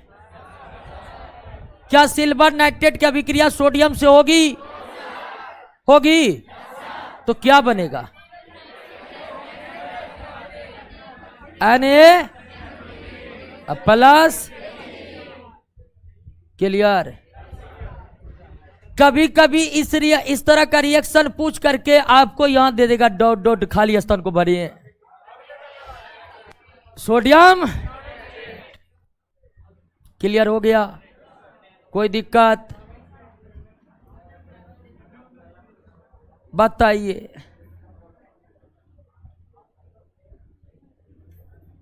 सोडियम क्लोराइड प्रतिक्रिया, सोडियम क्लोराइड की प्रतिक्रिया फ्लोरीन से होगी? आए? होगा। यहाँ है फ्लोरीन, अब फ्लोरीन यहाँ है। अब याद दीजिए, यहाँ फ्लोरीन क्लोरीन को देखिए, धातु को छोड़ दीजिए। अब अपने बिरादरी से टक्कर होगा। क्लोरीन और फ्लोरीन में कौन ज्यादा अभिक्रियाशील है? और आप ध्यान रखिए कि अधातु को चाहिए धातु। अधातु की कोशिश रहती है कि धातु के साथ हम मिले। समझे कि नहीं समझे? इस रिएक्शन में फ्लोरीन का पूरा कोशिश है कि सोडियम मेरा अपना हो जाए। और ध्यान दीजिए, अब यहां पर क्लोरीन फ्लोरीन के बारे में आप देखिएगा तो क्लोरीन फ्लोरीन से कम अभिक्रियाशील है। क्लोरीन फ्लोरीन से कम अभिक्रियाशील है। फ्लोरीन अधिक अभिक्रियाशील है, क्लोरीन कम अभिक्रियाशील है। तो अब फ्लोरीन कहेगा सोडियम निकल जाओ तुम, क्योंकि अब आ गए हैं हम और अब रहेंगे हम। ये बन जाएगा सोडियम फ्लोराइड और क्लोरीन क्या हो जाएगा? निकल जाएगा। अधिक अभिक्रियाशील अधातु अपने से कम अभिक्रियाशील अधातु को धातु से अलग करने की क्षमता रखते हैं। अधिक अभिक्रियाशील अधातु, अधिक अभिक्रियाशील अधातु अपने से कम अभिक्रियाशील अधातु को धातु से अलग कर देने की क्षमता रखते हैं। जिस तरह अधिक अभिक्रियाशील धातु अपने से कम अभिक्रियाशील धातु का निगेटिव पार्ट सारा खींच लेता है, उसी तरह अधिक अभिक्रियाशील अधातु अपने से कम अभिक्रियाशील अधातु को धातु से अलग करके मुक्त कर देता है और स्वयं धातु के साथ जुट जाता है। यह कौन सी अभिक्रिया है? यह डिस्प्लेसमेंट अभिक्रिया है। यह कौन सी अभिक्रिया है? ये डिस्प्लेसमेंट रिएक्शन है। ये डिस्प्लेसमेंट रिएक्शन है, ये विस्थापन अभिक्रिया है। लेकिन अब तक आप जितना भी विस्थापन पढ़े, चाहे फेरस सल्फेट का कैल्शियम के साथ पढ़े, चाहे आप सिल्वर नाइट्रेट का सोडियम के साथ पढ़े, चाहे आप सिल्वर क्लोराइड का फ्लोरीन के साथ पढ़े, ये जितने भी रिएक्शन हो रहा है, हर जगह जो रिएक्शन हो रहा है तो ये सिंगल डिस्प्लेसमेंट है। क्या है? सिंगल डिस्प्लेसमेंट रिएक्शन है, एकल विस्थापन अभिक्रिया। क्योंकि इन तीनों रिएक्शन में जो विस्थापन हो रहा है, इन तीनों रिएक्शन में विस्थापन हो रहा है, उनमें कितने ग्रुप कितने परमाणु या कितने परमाणु का समूह विस्थापित हो रहा है? एक।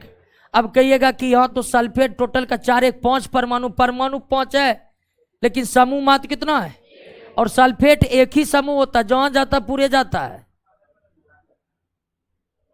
तो इन सब समीकरण को आप देख ही रहे हैं कि ये कैसे संपन्न हो रहा है। और इन सब समीकरणों में आप देख रहे कि एक परमाणु या एक परमाणु के समूह ही विस्थापित हो रहा है। इसीलिए इसे हम क्या कहते हैं? सिंगल डिस्प्लेसमेंट रिएक्शन कहते हैं। क्या कहते हैं? सिंगल डिस्प्लेसमेंट रिएक्शन कहते हैं। यह किस प्रकार की अभिक्रिया है?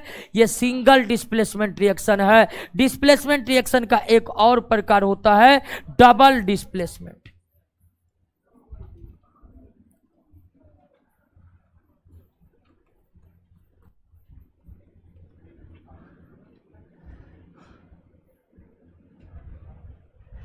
डबल डिस्प्लेसमेंट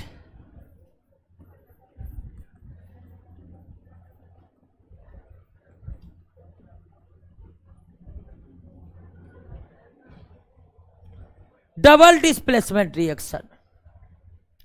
अब डबल डिस्प्लेसमेंट रिएक्शन में क्या, मान लीजिए कि एक यौगिक है XY, एक दूसरा यौगिक है AB, और दोनों आपस में रिएक्शन करके XA या YB बना ले, तो इस प्रकार के रिएक्शन को क्या कहेंगे? Double displacement. अगर XY यौगिक AB यौगिक से अभिक्रिया करके उत्पाद के रूप में XAYB बना ले, या एक्स बी वाई ए बना ले, यह भी हो सकता है कि एक्स बी और वाई ए बन जाए।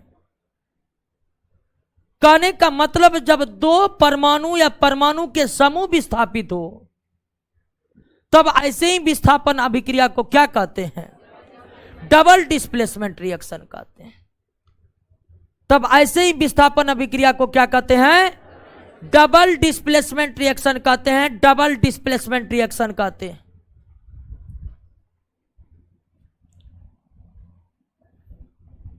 एग्जाम्पल समझिए कि मान लीजिए कि हम फेरस सल्फाइड की अभिक्रिया सल्फ्यूरिक अम्ल से करा दे। फेरस सल्फाइड की अभिक्रिया सल्फ्यूरिक अम्ल से करा दे तो फेरस इसका सल्फेट खींच लेगा और सल्फर को छोड़ देगा तो H2S बन जाएगा। यह किस प्रकार का रिएक्शन है? आप जान रहे हैं ना कि जहां पर भी एक्स वाई और ए बी जैसे यौगिक रिएक्शन करते हैं, आप जान गए कि एक्स वाई यौगिक की प्रकृति क्या है और ए बी यौगिक की प्रकृति क्या है। तो जहां भी एक्स वाई ए बी प्रकृति वाले यौगिक आपस में रिएक्शन करेंगे वहां पर डबल डिस्प्लेसमेंट होगा ही होगा। और डबल डिस्प्लेसमेंट कैसे होगा? तो एक का ग्रुप दूसरा लेगा, दूसरा का ग्रुप दूसरा पहला लेगा। सल्फ्यूरिक एसिड का सल्फेट लोहा लेगा और लोहा का सल्फर हाइड्रोजन लेगा।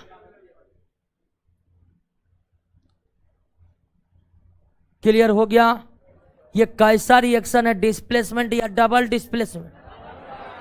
ये डबल डिस्प्लेसमेंट रिएक्शन है। किस प्रकार का रिएक्शन है? डबल डिस्प्लेसमेंट रिएक्शन है। अब डबल डिस्प्लेसमेंट रिएक्शन कैसे संपन्न होते आपको पता चल गया? कोई दिक्कत है? अब आप मान लीजिए कि सोडियम क्लोराइड की अभिक्रिया सिल्वर नाइट्रेट से करवाएंगे तो क्या होगा?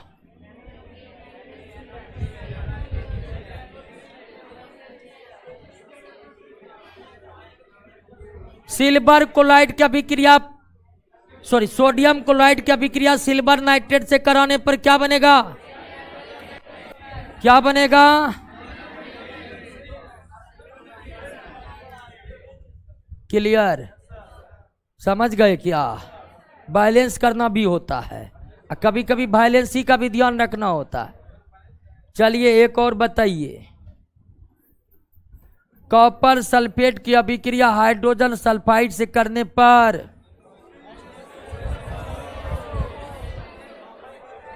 क्या होगा? CuSH2SO4। क्लियर? ये कौन रिएक्शन है? Double displacement. समझ में आ रहा है? Double displacement. कोई दिक्कत नहीं ना? चलिए बेरियम क्लोराइड की अभिक्रिया करवा देते हैं पोटेशियम सल्फेट से, क्या बनेगा? क्या बनेगा? बेरियम सल्फेट और पोटेशियम। पोटेशियम की बैलेंसी एक, क्लोरीन की भी बैलेंसी एक। बैलेंस करिएगा तो यहां क्या आएगा? तो आएगा। और बैलेंस हो गया ना? कोई दिक्कत? समझ गए? डिस्प्लेसमेंट डबल डिस्प्लेसमेंट समझ गए? कोई दिक्कत नहीं ना?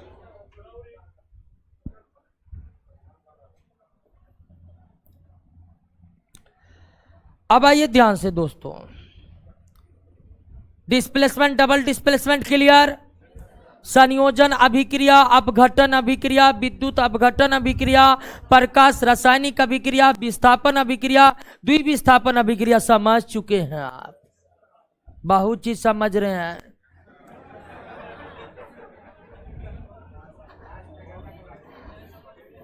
न्यूट्रलाइजेशन रिएक्शन,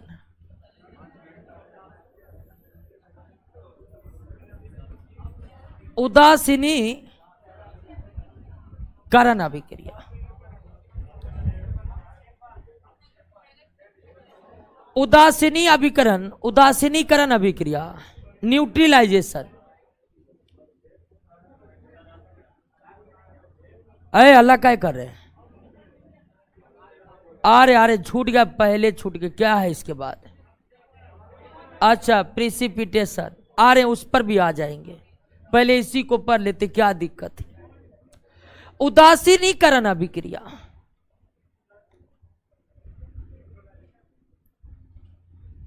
अम्ल और भस्म के बीच जब अभिक्रिया होती है तो साल्ट और जल बनते।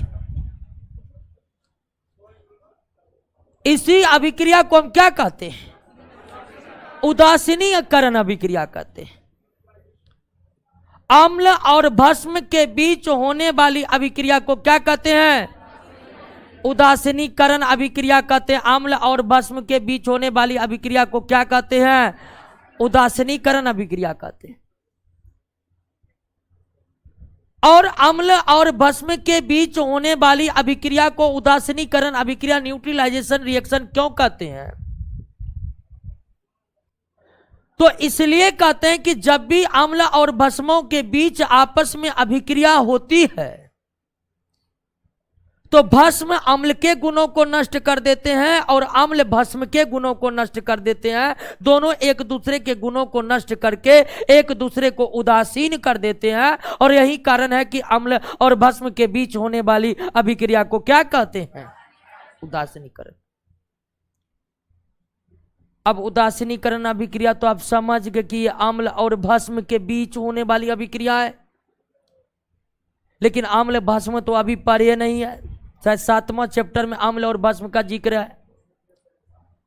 तो जैसे ही अम्ल भस्म पढ़ेंगे और अम्ल भस्म का केमिकल प्रॉपर्टीज आप समझ में आएगा, आपको अपने आप समझ जाइएगा उदासीनीकरण क्या है। लेकिन इतना तो पता है हो गया कि अम्ल और भस्म के बीच होने वाली रासायनिक अभिक्रिया को क्या कहते हैं, और अम्ल भस्म के अतिरिक्त उदासीनीकरण कहीं और नहीं होता है। अगर कोई रासायनिक अभिक्रिया उदासीनीकरण रासायनिक अभिक्रिया है तो जरूर उसके अभिकारक में एक अम्ल और एक भस्म निश्चित रूप से होगा। लेकिन कौन अम्ल होगा कौन भस्म होगा, इसके लिए हमें अम्ल भस्म के चैप्टर पर आना पड़ेगा, और चैप्टर है आगे, इसलिए बढ़ते हैं आगे। अगला रिएक्शन समझ गए ना? उदासीनीकरण में इतना ही समझना है फिलहाल।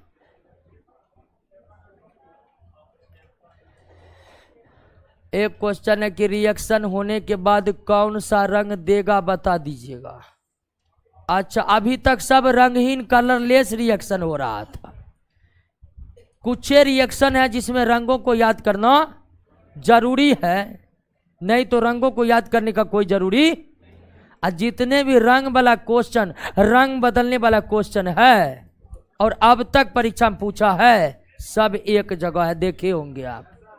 रंग बदलने वाला सारा प्रश्न एक जगह पर है, उसके बाद केमिस्ट्री में ना रंग है ना बदलेगा कभी। समझे कि नहीं समझे? हाशिए नहीं, जो बोलते हैं डायरेक्ट बोलते जी। हाँ, अब आइए,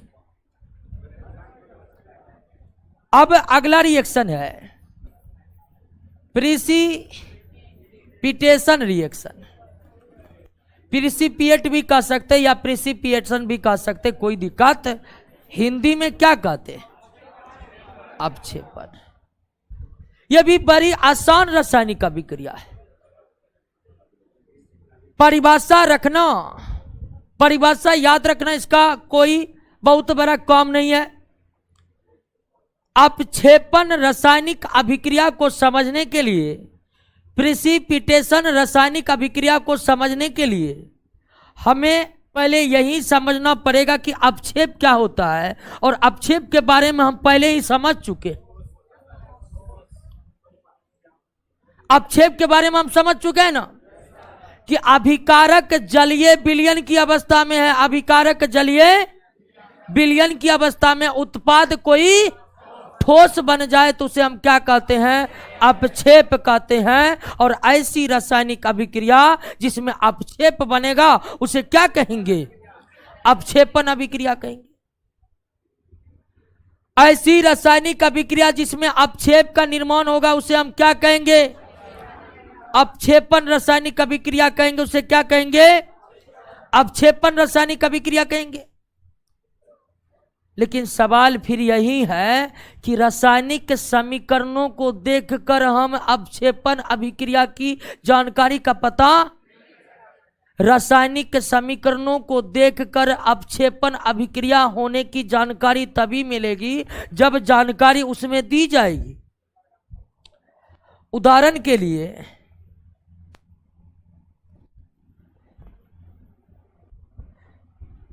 जब सोडियम क्लोराइड की अभिक्रिया सिल्वर नाइट्रेट के साथ होगी, तो आप करवा चुके हैं ये रिएक्शन, आप कहिएगा कि सोडियम नाइट्रेट बनेगा और सिल्वर, और आपसे पूछेंगे ये कौन रिएक्शन है, तो ये डबल डिस्प्लेसमेंट रिएक्शन है, द्विविस्थापन अभिक्रिया है।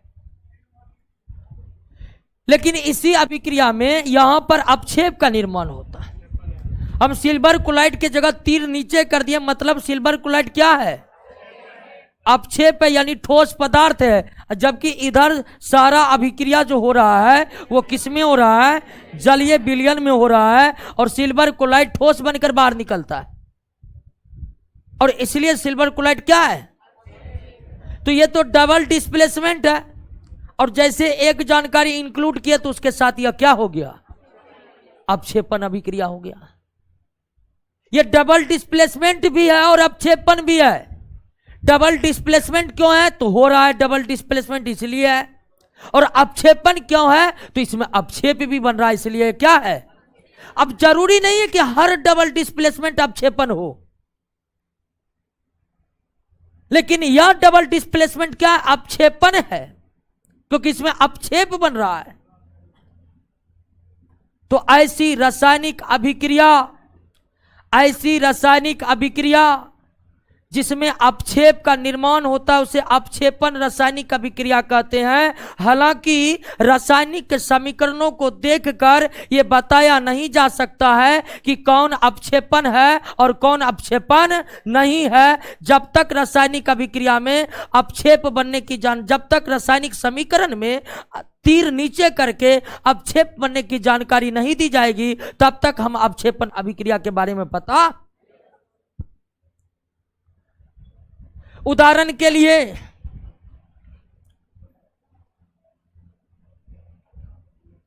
अगर मान लीजिए तीर हटा देंगे तो आपको पता चलेगा अपक्षेप है। और तीर देना या तीर लगाना देना जरूरी भी नहीं है, ये तो सुविधा के लिए हम दे देते हैं ताकि और ज्यादा व्यापक बने रासायनिक समीकरण। तो अपक्षेपण क्या है? क्लियर हो गया? कोई दिक्कत नहीं ना। रासायनिक समीकरण को देखकर आप संयोजन अभिक्रिया का पता लगा सकते हैं, आप विद्युत अपघटन अभिक्रिया का पता लगा सकते हैं। रासायनिक समीकरण को देखकर आप डिस्प्लेसमेंट और डबल डिस्प्लेसमेंट का पता लगा सकते हैं। लेकिन रासायनिक अभिक्रिया को देखकर उष्माशोषी का छेपी का पता नहीं लगाया जा सकता। रासायनिक अभिक्रिया को देखकर यह भी पता नहीं लगाया जा सकता है कि वह अपक्षेपण है या नहीं। लेकिन रासायनिक समीकरण को देखकर संयोजन अभिक्रिया की जानकारी हो सकती है, अपघटन अभिक्रिया की जानकारी हो सकती है, विस्थापन अभिक्रिया की जानकारी हो सकती है, द्विविस्थापन अभिक्रिया के बारे में जानकारी हो सकती है। तो रासायनिक समीकरण कुल कितना प्रकार का हो गया? 8 प्रकार का। 8 है ना? 7 है, तो 7 1 नंबर बढ़ गया मेरा, नहीं जी? तो 7 प्रकार के रासायनिक अभिक्रिया पड़े। लेकिन और 1-2 प्रकार की रासायनिक अभिक्रिया होती है जिसको हम आगे की चैप्टर में पढ़ेंगे। तो एक तरह से 7 रासायनिक अभिक्रिया, लेकिन आपको हम बताए थे कि किसी भी रासायनिक अभिक्रिया में ऊष्मा परिवर्तन होगा ही होगा। कोई भी रासायनिक अभिक्रिया वह ऊष्मा परिवर्तन के साथ संपन्न होती है, या तो ऊष्मा उत्सर्जित होती है या तो ऊष्मा अवशोषित होती है। तो रासायनिक अभिक्रिया का बांटने का तरीका है कि आप एक तरह से इन 7 भागों में बांट दीजिए। संयोजन, अपघटन, विद्युत अपघटन, प्रकाश रासायनिक अभिक्रिया, विस्थापन, द्विविस्थापन, अपक्षेपण और उदासीनीकरण, बांट दीजिए 7 भागों में। लेकिन अगर ऊष्मा परिवर्तन के आधार पर अगर समस्त रासायनिक अभिक्रियाओं को बांटा जाए तो समस्त रासायनिक अभिक्रिया केवल कितने भागों में बटेगा? 2 भागों में बटेगा। अगर ऊष्मा परिवर्तन के आधार पर समस्त रासायनिक अभिक्रियाओं को बांटा जाए तो वो केवल 2 भागों में बटेगा, ऊष्मा छेपी और ऊष्मा, और इसके बारे में तो हम बता ही दिए। अब कहिएगा बहुत बात पता नहीं चला, अब कहीं पता चलेगा, पढ़िए उसको।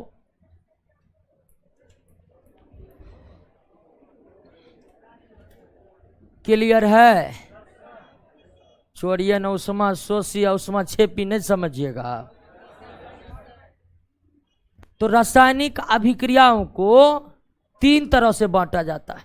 एक तरह से बांटे, 2 तरह से बांटे, अगले क्लास में तीसरा तरह से बांटेंगे। बंटवारा बड़ी डिफिकल्ट है। 9, 10th के, ध्यान दीजिए, 9, 10th के क्लास में जितना बंटवारा हुआ है वो आपको कर दिए। उसके बाद अगर आप 11th क्लास में केमिस्ट्री पढ़े होंगे तो वहां पर एक और चैप्टर है केमिकल इक्विलिब्रियम, रासायनिक साम्य। और रासायनिक साम्य के आधार पर तमाम रासायनिक अभिक्रियाओं को 2 भागों में बांटा जाता है, रिवर्सिबल और इरिवर्सिबल। तो रिवर्सिबल और इरिवर्सिबल क्या है, आइए इसका जिक्र अगले क्लास में करते हैं।